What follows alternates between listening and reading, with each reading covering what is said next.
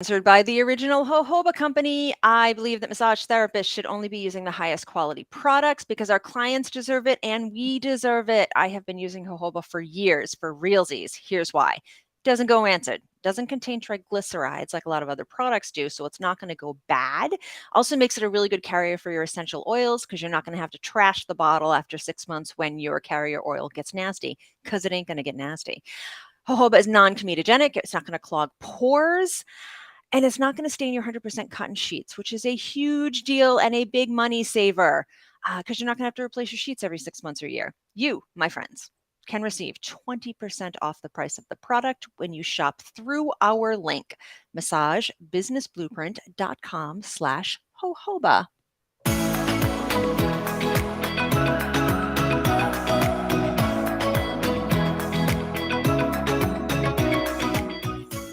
Hey everyone, welcome to the Massage Business Blueprint podcast, where we help you attract more clients, make more money, and improve your quality of life. I'm Michael Reynolds. I'm Allissa Haynes. We're your hosts. Welcome to our show. We are glad you are here, and good morning to Andrew joining us on Facebook today on the live broadcast.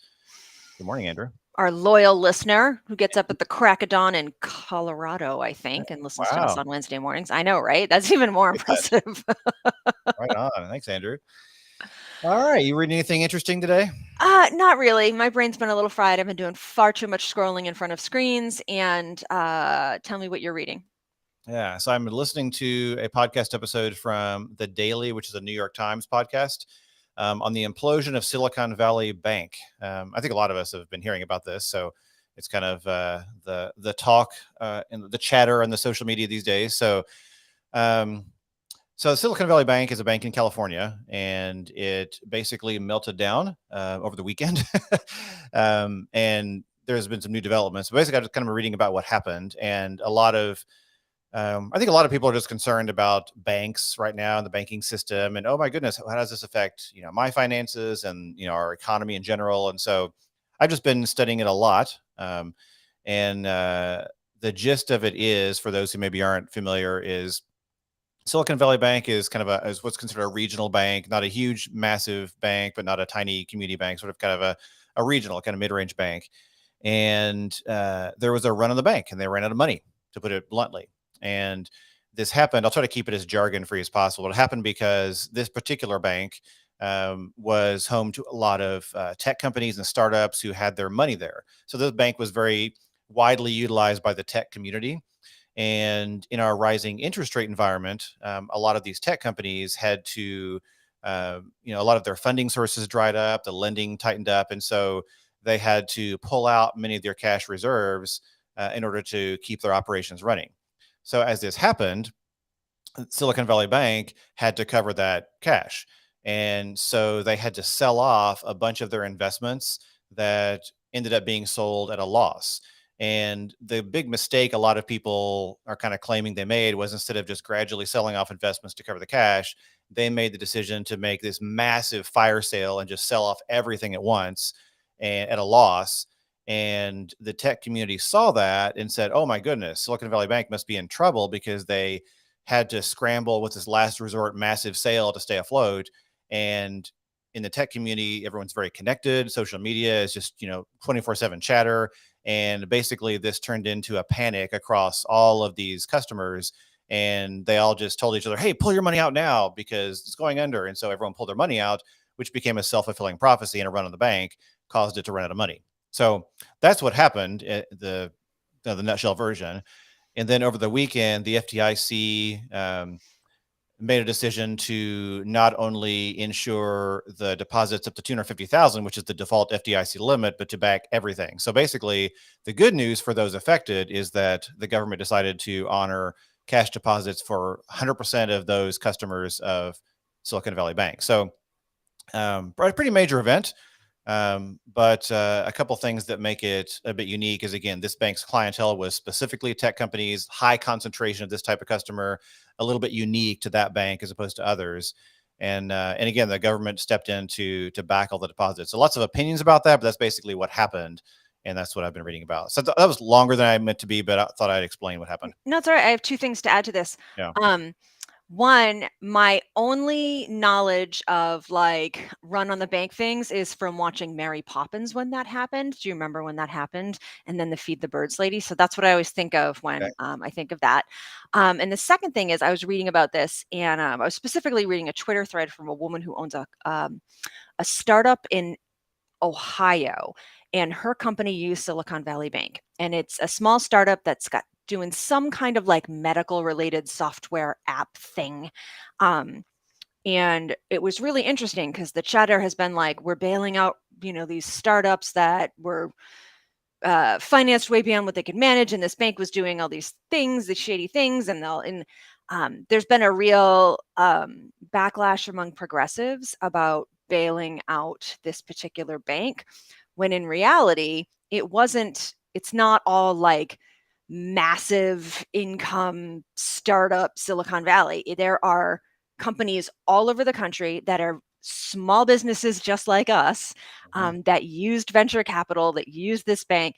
And, this woman's like, I'm the mom of twins, and I started this when my twins were 3, and I had a newborn as well, and we did this, and we employ this many people, and this is what we do, and we're not so like. She's like, a couple of my employees have farms too. Like, we're not the rich people hanging out drinking our $12 smoothies. That's not what's happening here. And there's a couple other companies. I believe there's a clothing company, Universal Standard. I heard that they sent out an email because all of their money was locked up over the weekend too. And that's a clothing company that actually specializes in working and having sizes from like size 0 to like 6XL or whatever. They're like they are really focused on having every item of clothing for every size and shape woman. It's a really progressive and wonderful company that I buy clothes from. Thank you very much. And so it's not just these, dudes in black mock turtleneck cashmere sweaters that are getting back money they should not have risked anyway. That's not entirely the story of what's happening here. And I think, it was interesting to me. I think it's important when the full story gets told. So that's my addition. Yeah, when you see headlines like this, it's easy to kind of have righteous indignation about, oh, well, have an opinion about this and they're wrong. But when you go deeper into the nuance, like it's a very complex situation and lots of nuance there. So I'm glad you added that. All right, Marcy's here. Let's talk about Marcy and what she's All doing right, about Marcy voting. first said good morning from Marcy and Canelo, her pup. Thank you, Marcy. And Marcy also mentioned that her credit union emailed a calm down letter this morning. So it was nice to read how the credit union was protecting their members. Yes, great to hear that. I'm seeing a lot of that as well. And Marcy also shared, the majority of my wardrobe is Universal Standard. Had no idea they were caught up in the bank issue. Yeah, I didn't see the email myself. I heard about it on Twitter, so I, take it all with a grain of salt. But there's that. Crap, there's something else I thought of that I just wanted to say, and now so the moral of the story, Michael, the moral of this bank collapse story is we should know, like the institution where we put our big savings accounts, we should know how much money is covered by FDIC insurance. And if the amount of money that we are saving in that bank is more than that, we should put some in another bank. Is that correct? This is like a weird thing I learned when I was a kid. Because it was a credit union or something in like that my grandparents had money at that collapsed, and my grandfather had done this. He had moved because at that point they were like retired, so they had $500,000 in the bank or whatever, and that I think the banks are typically what, $250,000. So like not a thing that most of us need to worry about at this stage of our lives, but at some point if you're cashing out retirement or whatever and you have a huge chunk of change, spread it out if you need to. So yeah. Okay. What's next, Michael? What is next? Our sponsor, Jane, is next. Yay! And I love that Jane is our sponsor, and I love that Marcy is listening, because Marcy is a user of Jane and has been saying for years how great they are.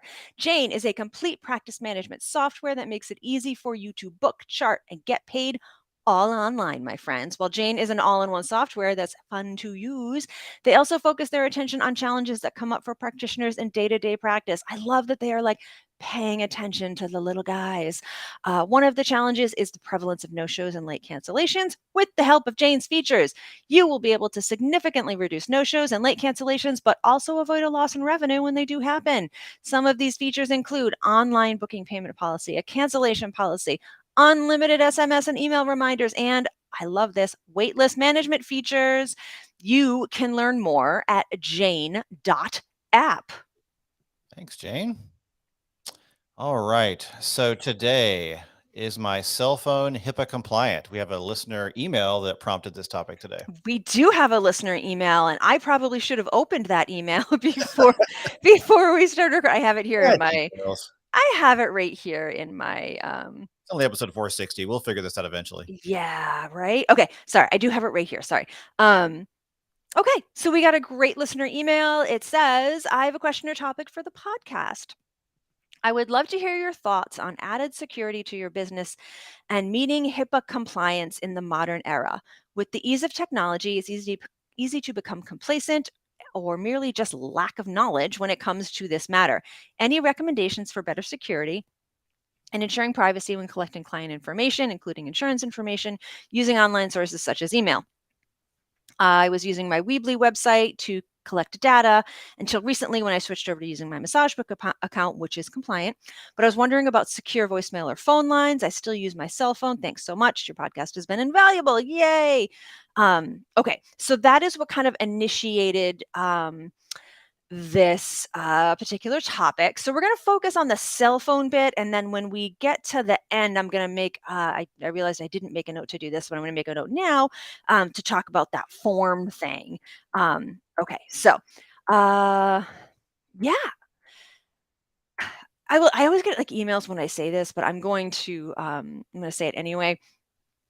Whether or not massage therapists need to be HIPAA compliant is often a gray area, and it might depend on the state and the regulations in the state in which you practice. Now, there are a couple of states where massage therapists are licensed as healthcare practitioners. They can bill insurance. They have all the same standards and ethical codes and all this, that, and the other thing, right? So it is not a gray area in those places. It's very clear that massage therapists are seen as healthcare providers and therefore fall under the HIPAA regulations. I've read a bunch of sources, and some people say that we are, and some people say that we aren't. And most resources that I have found credible say things like, if you are working in an environment with other healthcare practitioners that are absolutely covered, or if you are working with a clientele where you are communicating with their other healthcare practitioners, you should probably make sure that your processes are HIPAA compliant. So that's that. But I think that these standards are something we should all aspire to regardless. I think that as a profession, we will be taken more seriously if the bulk of us, especially independent practitioners, are utilizing best practices in client confidentiality, HIPAA or otherwise. That is what I think. So I'm going to just pound through this little list of things you can do to make sure you are HIPAA compliant or as close to as possible. And Michael got some great resources for us too. So I'm just going to start pounding through my list. Okay. First of all, make sure that your phone has a passcode. And this goes double for your computer, but we're talking about phones today. Make sure there is a passcode that you need to enter every time you open it. That's it. That's that. And nobody else should know your passcode. So there's that.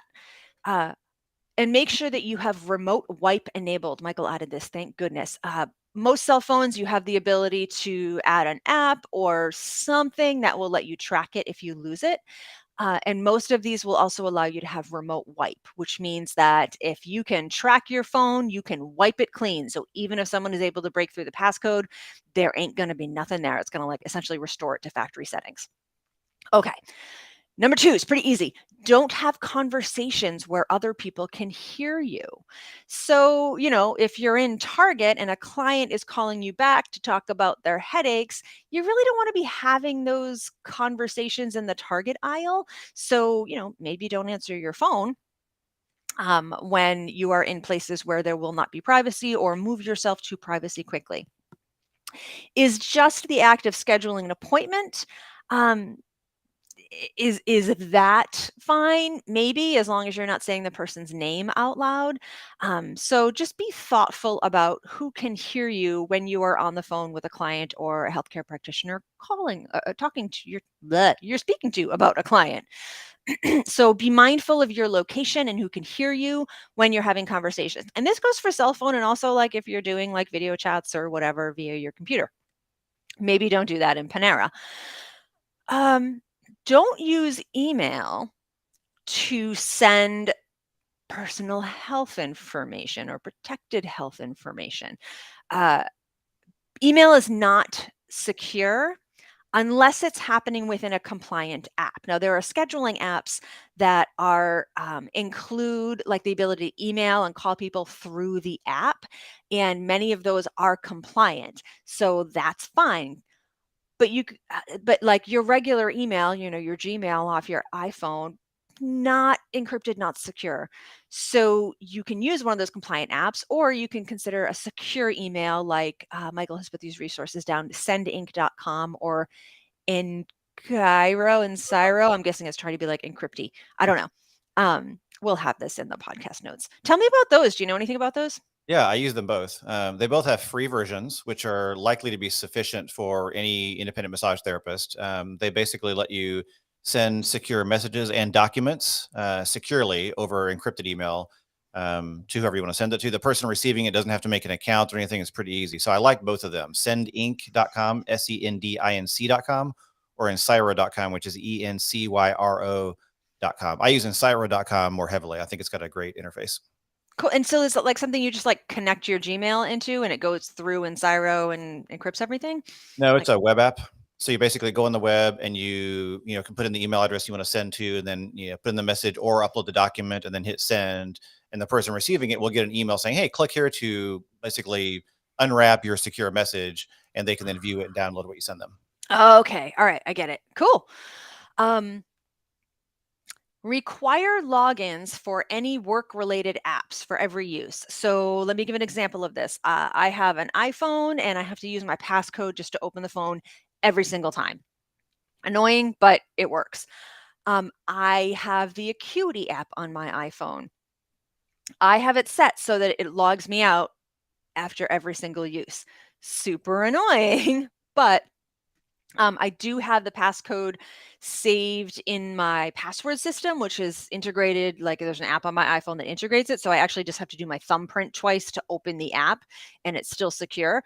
But Michael, does that count as secure if I'm using my thumbprint via the password program? Yes. Okay. I would call it even more secure, actually. Thank goodness.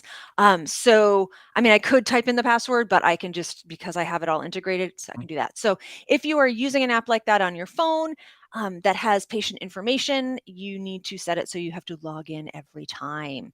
Hassle, but still important. Use an encryption app. And I had a question mark because I wanted Michael to expand on this a little bit. There are apps that let you make encrypted calls, but there is a return on hassle trade-off. Michael, talk about these. Yeah, so I was looking at this through the return on hassle, which is like, yeah, what's the benefit versus the hassle you have to go through to achieve the benefit? So it's always something to think about. There's more than one provider that does offer encrypted phone and texting. Zoom is one of them. I personally use Zoom in another business for a phone, and it does have encryption available for phone calls and text messages. So that might be something to look into. And I also found that Google Voice, the paid version of Google Voice, is considered HIPAA compliant. So Google Voice might be something to look at. And there are other apps as well.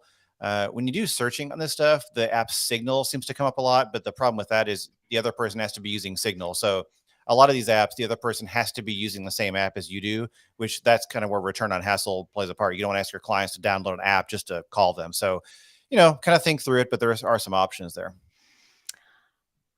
What about text messages, Michael? Yeah, generally same thing. These apps that I just mentioned before, they do have text encrypting as well. So that might be worth looking at. I don't know that a lot of us are going to be sending private health information over a text message anyway. But it's also worth noting that if you're sending from iPhone to iPhone, it is automatically encrypted. Apple encrypts that traffic automatically. I don't know the latest information on Android or iPhone to Android. I'm guessing the encryption's gotten better, but I don't know for sure how well it is encrypted. But I do know that iPhone to iPhone is encrypted. But again, I wouldn't recommend sending private health information over text anyway. No.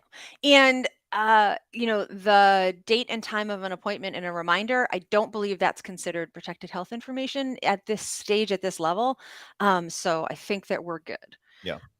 Okay, so the final bit is what I mentioned at the beginning that I wanted to come back to, because this listener mentioned using a form to collect client information, and they were correct in noting that using their Weebly website to collect data if it was a Weebly form embedded into like Weebly, probably not secure. You can use again a scheduling app that has all of this included with the HIPAA compliance. You can also use Google, the lowest level of Google Workspace, which is like email and Google Docs and all of that stuff. It's like $6.50 a month. And you can add a little HIPAA rider on there. If you Google like literally Google make my Google HIPAA compliant, it'll lead you to the little form that you just have to read and click a button on, and then your account will be HIPAA compliant. So like all my intake forms are handled via Google Forms, and it's all HIPAA compliant. It all stores in my Google Workspace. So yeah, if you're not using a scheduling system that has all that embedded, Google is a really good option for you. There's probably a whole bunch of others, but I use Google for everything. I've said it before, I'll say it again, because if the whole world implodes and all of my business information gets lost, if it's in Google, that means like 90% of the world's business information is going to get lost. So I'm not going to be the only one. That's a zombie apocalypse at that point. Yeah, right. Like I remember, every so often there's like a day where like Google email goes down for like 2 hours for half the country. I like that, like that whole half the country is like, oh well, and everybody understands because everybody's in that boat. So anyhow, I love that. So that's my feeling on that. Take it or leave it. So, dear listener, thank you for asking this question. I hope that we've given you a little bit of information to move forward with, although it sounds like you're probably all set within the system that you're using. If you want to explore any of the resources that Michael has mentioned, you can certainly do that. The podcast notes are always available at our website, massagebusinessblueprint.com. There's a podcast page. You can just look for this episode number, which is 460, and you'll see those resources there. Awesome. Marcy had a comment related to Jane, our previous sponsor, saying Jane allows you to upload docs and images directly into client profiles. Great feature. Should be HIPAA compliant? ? I would venture to say yes. I'm making an assumption that Jane's system is encrypted, that it's SSL, that it's all doing the right things for encrypting data going in and out. So assuming that's the case, then yes, I would agree with you. That should be HIPAA compliant. Yeah, I think it is. I feel like I'm skimming through all of our podcast notes, our ads for them. But anyhow, yeah, I think it is. Yeah. Awesome. They're hardcore. They're not messing around. Yeah. What's next, Michael? All right, great tips. Thanks, Alyssa. What is next is a shout out to our friends at ABMP. Yay, ABMP! Let's talk about their apps because I love them and I use them at least once a week in my massage practice. They have 2 apps. There's the ABMP 5-Minute Muscle app and the ABMP Pocket Pathology app. You can learn about both of them at abmp.com/apps. Both are quick reference apps designed to help you quickly find information you need to make a decision for session planning, or use outside of a session to just refresh muscle and pathology knowledge. 5-Minute Muscles includes muscle-specific techniques and palpation videos for the 83 muscles most addressed by professional MTs. They use progressive web app technology in order to take up less space on your phone or device. These apps are included with ABMP membership. If you're not a member, you can check out demos at abmp.com/apps. Thanks, ABMP. All right, you've got our quick tip today. I do have a quick tip today. So I just got to flip back to that page. Okay. I like to tell a story because that always helps people remember my things more, or it makes me enjoy telling the story more. I don't know. So I have decided that a lady of my age and station needs to upgrade her wardrobe and just in general life a little bit. I started this a couple of years ago, like upgrading my skincare products. And also I have to go to a family event next month. My grandfather's turning 100. Isn't that so baller? Wow. I know, right? So I'm traveling to Illinois to do this family gathering thing. And I'm already feeling a little like weird about it because I know I'm going to be the only one taking any COVID precautions and the only one wearing a mask all the time. So I have decided that to take some of my, and like also like my wardrobe is crap because I've been nowhere for years now. And even before that, like once I stopped going to like conventions and stuff, I stopped buying nice clothes. So I'm getting myself a few wardrobe items, and doing a little bit of online shopping and such. And I'll do some casual shopping, and then I won't be able to go back and find what I needed, what I thought I liked. So I was doing pretty good about setting up Pinterest boards and stuff. But there's been a couple of times where I could not backtrack or remember the name of the company that I was wanting to buy something from. So I realized I can use my browser history. So I would go into like my Chrome browser history, and you can search in there. So I could just search for the word like skirt, or I was looking for a wool dress. There was a company that sells this like wool products. I totally ordered a dress yesterday. And I couldn't remember the name of the company. So I literally just searched my browser history for wool dress and totally found what I needed. So I've been doing that more lately, like thinking like, oh, I came across that. I didn't bookmark it properly. What do I need to find it? And I go into my browser history and I find it. So that's my quick tip for everyone today. Game changing. Right? I'm going to fix my camera because it's annoying me. Even though there's not much of this episode left, I have to like get really close to it and then back up. Still a little fuzzy, but at least it's better. Very skittish camera you have. I have a weird camera, and it's my fault because you told me which one to buy, and I bought the one that's like one level down from it. Totally on me. I was being cheap. Okay, I'm all done. Wrap it up.